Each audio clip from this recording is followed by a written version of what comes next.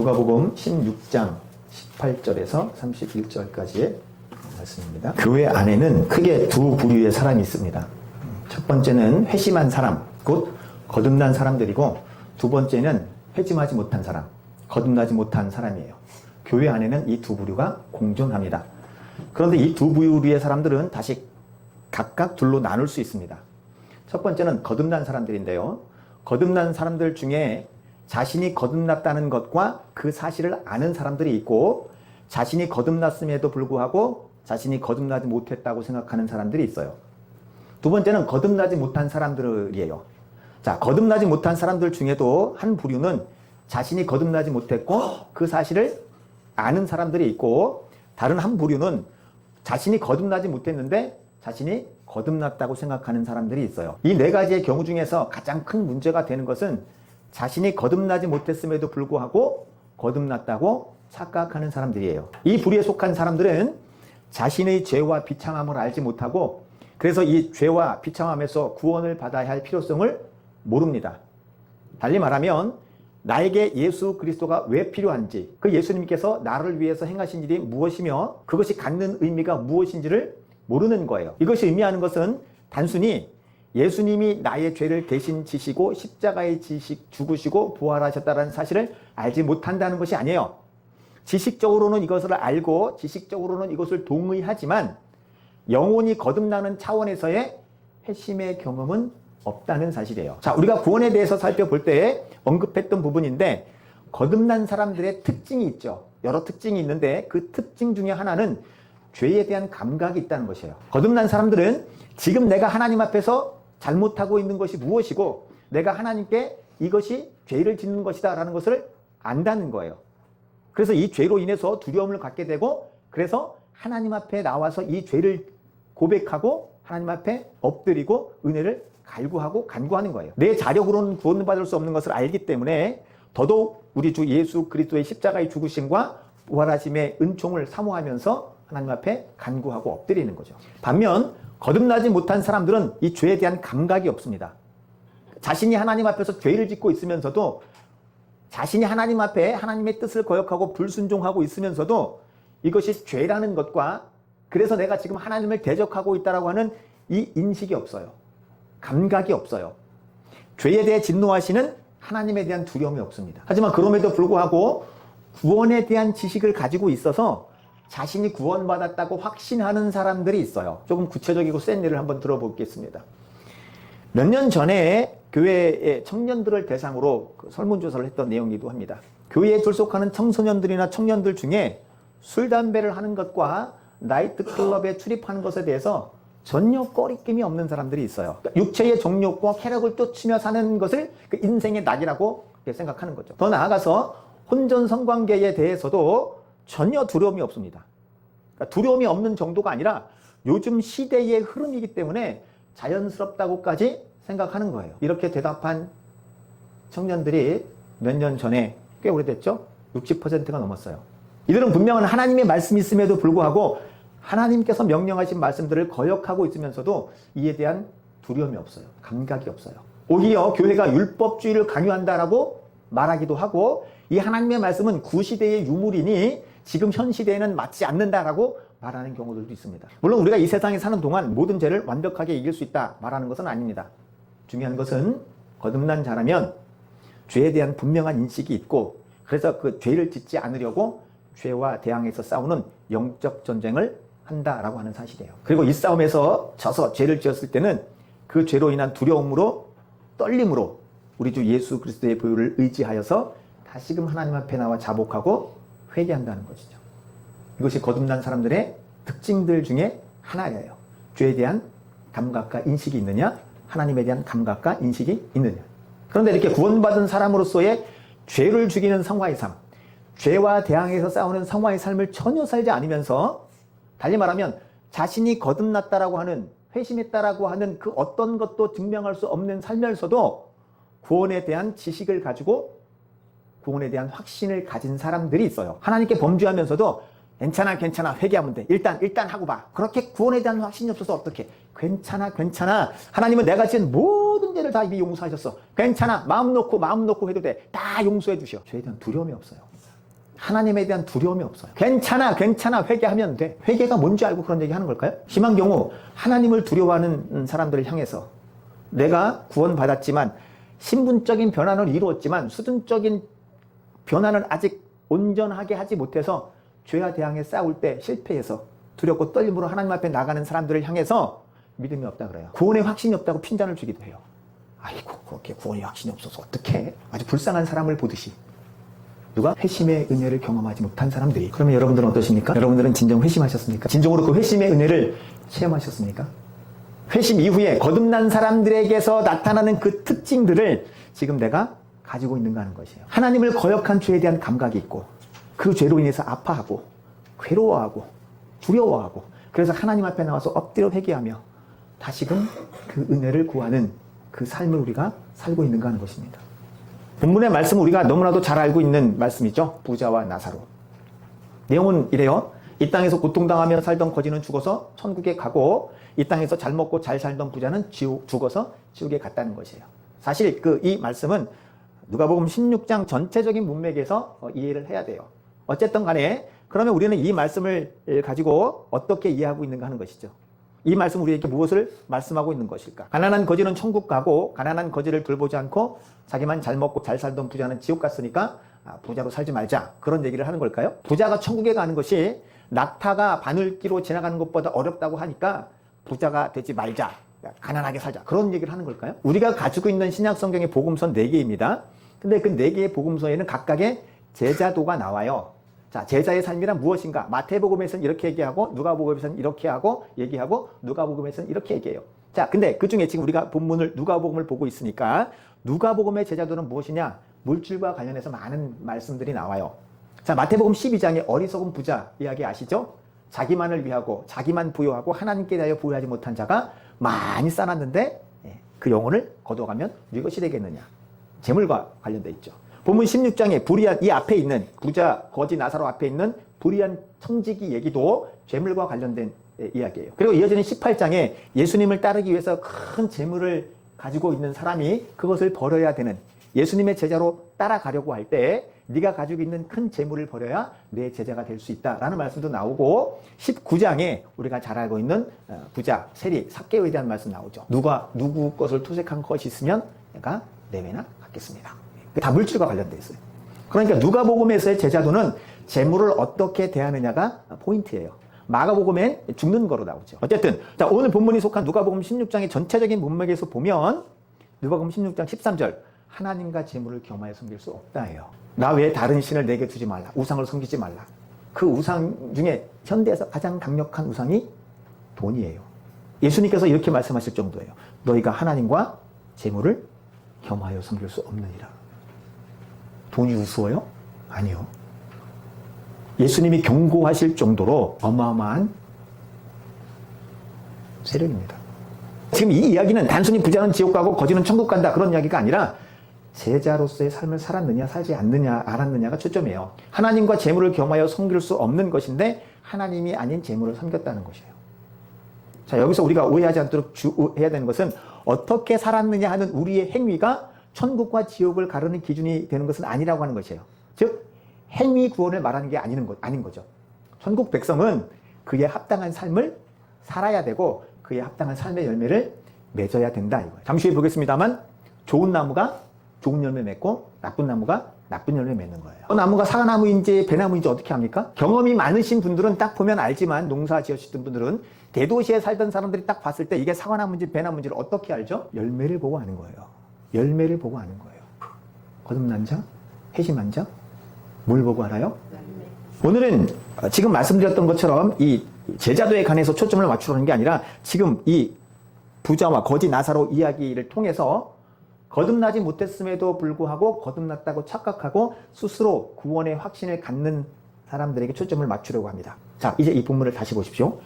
본문에 등장하는 부자는 하나님을 알았을까요? 아니면 하나님을 몰랐을까요? 본문의 정황을 보면 하나님을 알았다고 할 수 있어요. 첫 번째는 부자가 아브라함을 부를 때 아버지라고 불러요. 본문에는 부자가 아브라함을 향해서 아버지라고 부르는 것이 3번이나 나옵니다. 아버지 아브라함이여 이렇게 부르죠. 그리고 27절도 보면 이르되 그러면 아버지여 구하노니 30절 이르되 그렇지 아니하니이다 아버지 아브라함이여 아브라함의 품에 안겼다, 아브라함을 아버지라 부른다. 유대인들에게 있어서는 이게 구원과 같은 의미죠. 너희가 스스로 아브라함의 자손이라 하지 말라. 하나님이 능히 이 돌들로도 아브라함의 자손이 되게 하시다. 누가복음 19장 9절에서 10절을 보시면 예수님께서 삭개오의 구원을 말씀하시면서 이렇게 말씀하세요. 예수께서 이르시되 오늘 구원이 이 집에 이르렀으니 이 사람도 아브라함의 자손이미로다. 인자가 온 것은 잃어버린 자를 찾아 구원하려 함이로다. 자, 그리고 두 번째는 25절에서 아브라함이 부자를 부를 때 뭐라고 부르죠? 25절 보시면 얘야, 야야, 아들이란 표현이에요. 즉 아버지 아브라함, 부자 아들 이런 게 되는 거죠. 그러니까 이런 차원에서 부자는 아브라함도 알고 하나님도 알았을 것이에요. 자, 그러면 이 부자는 이 땅에서의 그 삶을 다 한 다음에 자신이 지옥을 갈 것이라는 생각을 했을까요? 안 했을까요? 지금 이 땅에서 아브라함의 자손으로 살아요. 그리고 나는 죽으면 지옥 갈 거라고 생각을 했을까요? 안 했을까요? 내가 지금 이렇게 살아서 나는 지옥 갈 거다라고 생각했을까요? 만약에 그렇게 생각했다면 제자도의 삶을 살았겠죠. 정황상 보건대 이 부자는 내가 죽으면 음부에 떨어질 거다라는 생각을 안 했을 거예요. 13절 말씀과 같이 하나님과 재물을 겸하여 섬길 수 없다는 이 말씀 앞에서 누가복음의 제자도의 말씀 앞에서 하나님을 섬기지 않고 돈을 섬기는 삶을 살았지만 그럼에도 자신은 천국 갈 거라고 생각하지 않았을까요? 이를 조금 더 분명하게 볼 수 있는 말씀이 있습니다. 마태복음 7장 15절에서 23절입니다. 더우시면 거기에 그 중문 열으셔도 괜찮아요. 자, 다 찾으셨나요? 못된 나무가 아름다운 열매를 맺을 수 없느니라. 아름다운 열매를 맺지 아니하는 나무마다 찍혀 불에 던져지느니라. 이러므로 그들의 열매로 그들을 알리라.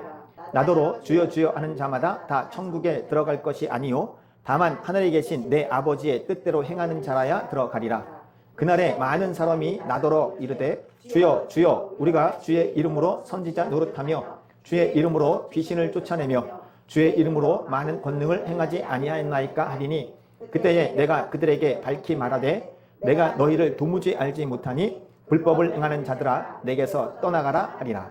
자, 얼핏 보면 거짓 선지자들에 대한 경고로만 국한시킬 수 있어요. 하지만 21절 이하의 말씀을 보면 이는 거짓 선지자들의 범주를 넘어서 예수를 믿는다고 말하는 모든 사람들에게 적용되는 것임을 알 수 있습니다. 21절을 다시 한번 보십시오. 예수님을 향해서 뭐라고 그럽니까? 주님이라 그래요.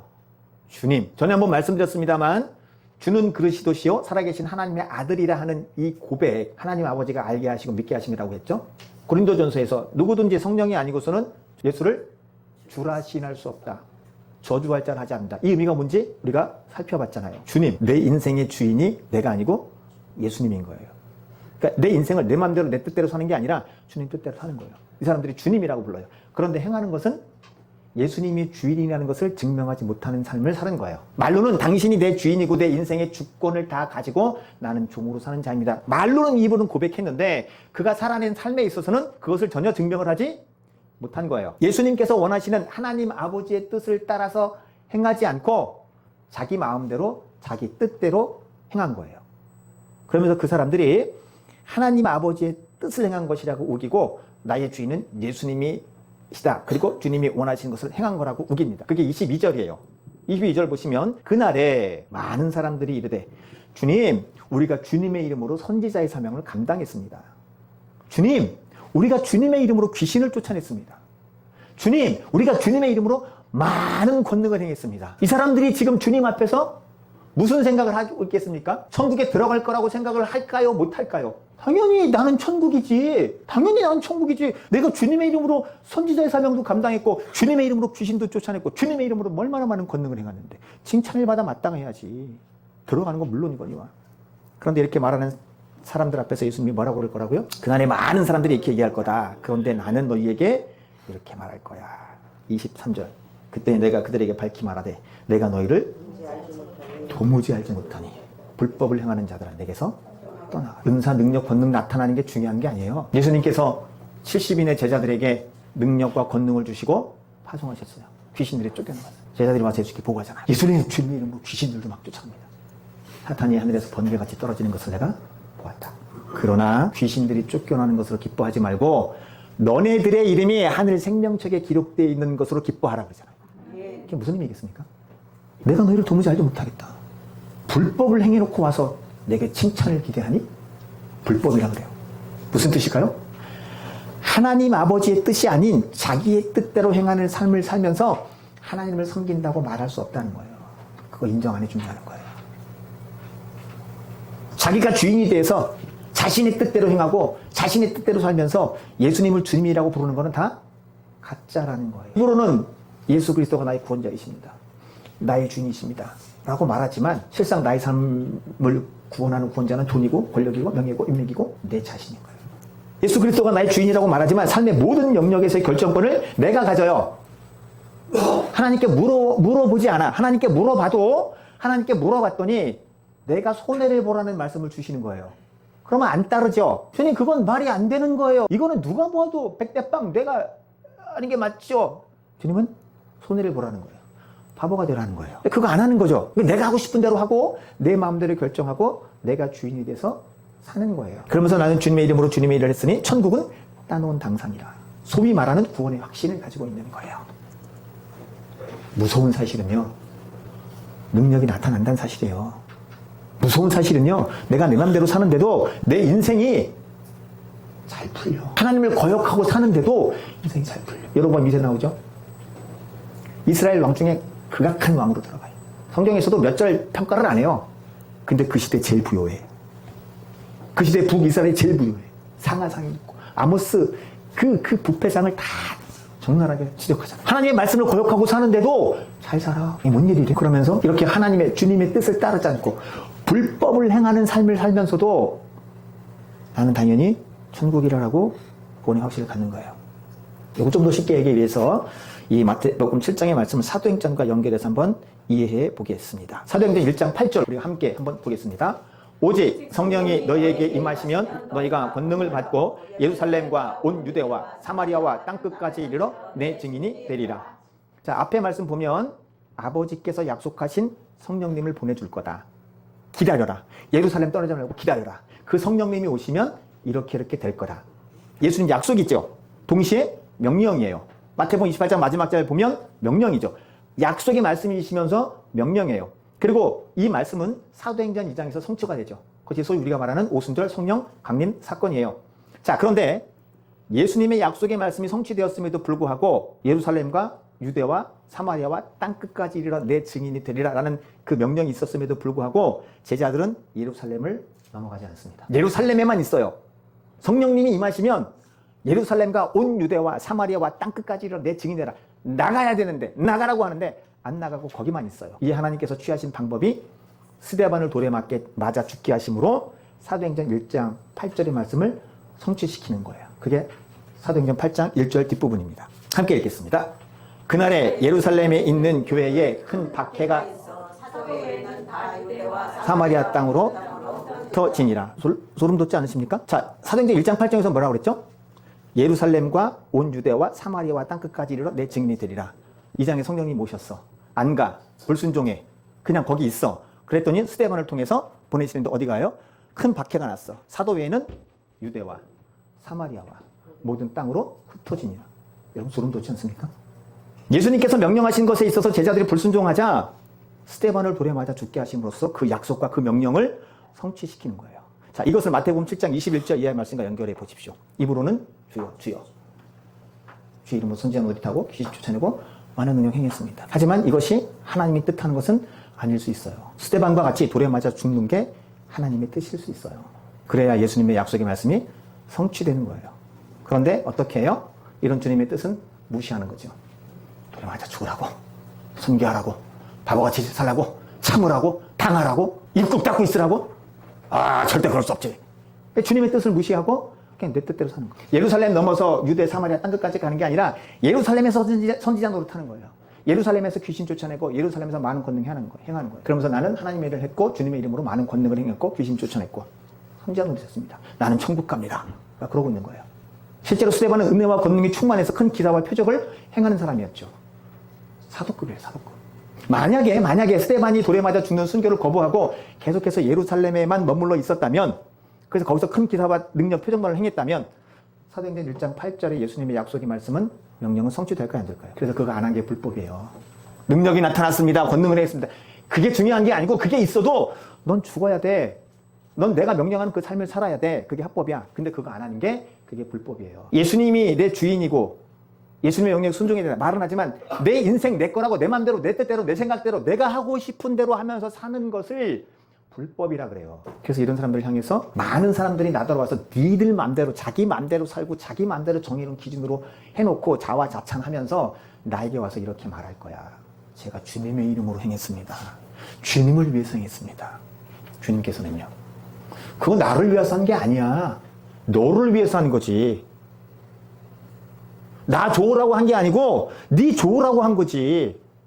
내가 네 주인이니? 여러 번 말씀드렸습니다만 알라딘의 마술 램프. 내가 원하는 거 다 해줘요. 지니가 나와서 제일 먼저 하는 말. 주인님 모르셨습니까? 누가 주인이에요? 하나님의 뜻이 아닌 자기 뜻대로 살면서도 자신은 당당히 하나님의 나라에 들어간다고 한다. 거듭나는 게 뭔지 회심하니까 뭔지 그것도 모르면서 그냥 어디서 하는 얘기 그냥 그것만 듣고 아이고 그렇게 구원의 확신이 없어서요.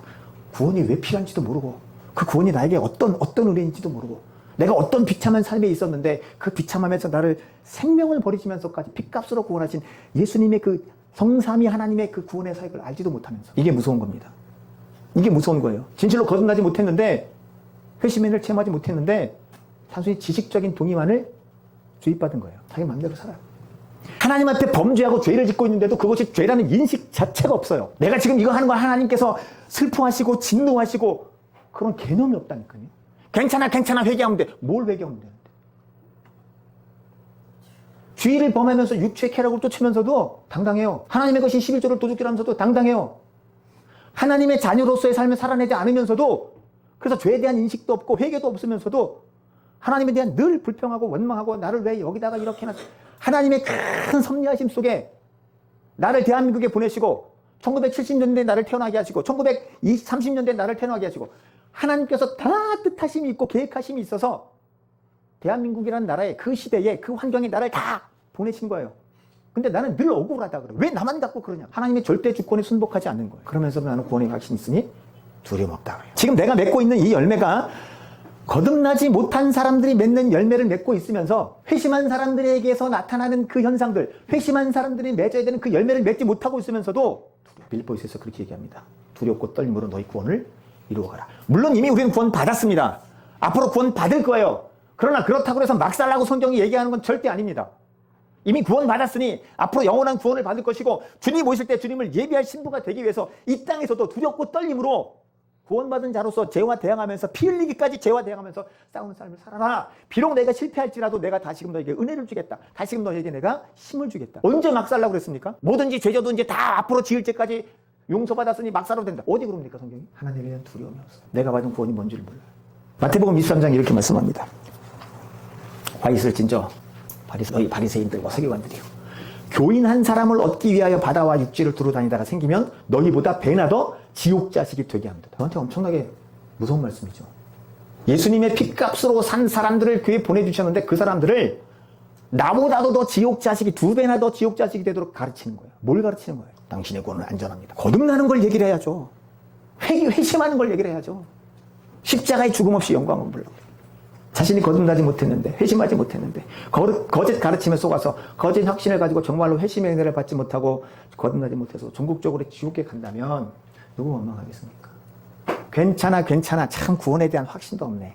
아예 확신을 가져. 거듭났습니까? 거듭나는 게 뭔데요? 회심하셨습니까? 회심? 그거 절에서 얘기하는 거 아니에요? 이제 우리의 삶을 점검해 보십시오. 성경을 통해서 우리의 삶을 한번 점검해 봅시다. 요한복음 5장 39절 이렇게 말씀하시죠. 너희가 성경에서 영생을 얻는 줄 생각하고 성경을 연구하거니와 그 성경이 누구에 대해 증거한다고요? 예수님 자신에 대해서 증거한다. 예수님을 모르는데 어떻게 구원을 얘기합니까? 성경을 안 봐서 구원의 은혜가 뭔지 예수님이 날 위해서 하신 일이 뭔지 알지도 못하고 그 말씀이 확 내 안에 빨려 들어와서 요동치는 경험이 없는데 저희 수요일날 금요일날 성경 읽기 하잖아요. 지난주에 지지난주에요. 성경 읽을 때 소리내서 읽을 때 아무것도 아닌 것 같죠? 소리내서 성경 읽을 때 불이 확 성경을 바르게 보지 않으면서 구원의 확신을 논하는 것은 합당치 않습니다. 성경에서 예수 그리스도의 구원의 은총을 살피지 않는 사람들이 구원의 확신을 말하는 것은 합당치 않습니다. 하나님께서 말씀하시는 것을 우습게 여기면서 하나님께서 주신 말씀들을 힘써 행하기를 거부하는 사람들이 자신에 대해 당당하게 말하면서 나는 확신이 있어. 하나님은 업신여김 받지 않습니다. 사무엘상 2장의 말씀처럼 하나님은 하나님을 존중히 여기는 자를 존중히 여기시고 하나님을 멸시하는 자를 경멸하십니다. 빌립보서 2장 12절. 그러므로 두렵고 떨림으로 너희의 구원을 이루라. 이거는 내가 구원받았다가 취소돼 그런 의미가 아니잖아요. 내가 왕이 됐으니 이제는 왕의 신분에 맞는 수준의 삶을 살아내는 거잖아요. 나그네와 행인 같은 너희를 권하노니 육체의 정욕을 제어하라. 영혼을 거슬러 싸우는 육체의 정욕을 제어하라. 구원받았으니 땡이라고 성경은 말하지 않습니다. 구원받은 사람답게 살아라. 죄에 대해서 싸우고 죄에 대해서 졌다면 다시금 하나님 앞에 나와 은혜를 간구하며 다시금 전진해 가서 싸워라. 성경 어디에 괜찮다. 죄져도 괜찮다. 그냥 막 살아라. 구원의 확신은 구원받은 백성으로서 그 수준에 이르기를 힘쓰고 노력함에도 불구하고 여전히 부패한 본성이 남아있어서 실패하고 좌절하고 낭망하는 자들에게 그런 자들에게 위로의 말씀으로 주신 게 그게 구원의 확신이잖아요. 거듭남이 뭔지 회심이 뭔지 영적 전투가 뭔지 그냥 교회 한번 왔다 갔다 하면서 두렵고 떨림으로 우리의 구원을 이루어 가십시다. 마지막으로 고린도후서 13장 5절 이 말씀 다 같이 함께 읽고 말씀 마치겠습니다. 함께 봅니다. 너희는 믿음 안에 있는가 너희 자신을 시험하고 너희 자신을 확증하라. 예수 그리스도께서 너희 안에 계신 줄을 너희가 스스로 알지 못하느냐. 그렇지 않으면 너희는 버림받은 자니라. 아멘. 함께 기도하겠습니다. 하나님 거짓 확신 잘못된 가르침에 흘러가지 않게 하옵소서. 하나님을 알게 하시고 하나님을 경외하게 하옵소서. 다시금 회심의 은혜를 다시금 주시고 내가 받은 구원이 얼마나 큰 것인지 그 구원을 베푸신 성삼위 하나님 앞에서 내가 어떻게 살아야 되는 존재인지 다시금 은혜를 주셔서 하나님 기뻐하시는 삶. 때로는 실패하고 실수할 때도 많지만 그럼에도 불구하고 오히려 그런 자를 위로하시면서 끝까지 성도의 견인의 은혜를 베푸시는 그 하나님을 찬송하며 믿음으로 살아갈 수 있는 죄를 되게 하옵소서. 우리 다 같이 한번 기도하겠습니다. 주여 부르고 기도합니다. 주여